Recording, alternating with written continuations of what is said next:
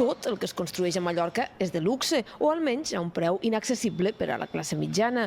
Una mostra d'això és que es construeixen més xalets que no blocs de pisos. Són xifres del Col·legi d'Arquitectes Tècnics de Mallorca, que durant els primers 6 mesos de l'any han visat 986 nous habitatges, més de la meitat unifamiliars. Però fins i tot els blocs de pisos que es fan van dirigits a un comprador amb alt poder adquisitiu.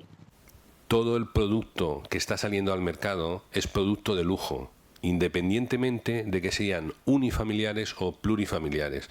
Y esto, la consecuencia que está trayéndonos es que nos está desvirtuando el precio del mercado, porque todo, absolutamente todo, es lujo. Si el promotor sabe que haciendo un producto de lujo lo va a vender fácilmente y va a tener más margen de beneficios, no va a promover edificios más baratos donde el margen será más bajo. Hay una demanda y, por tanto, el que tiene la posibilidad de invertir en una promoción busca ese cliente de alto poder adquisitivo. Els visats segueixen a la baixa i n'han firmat un 4% menys que durant el mateix període de l'any passat. També han baixat les reformes, perquè els propietaris esperen a tramitar les ajudes dels fons europeus abans de començar-les.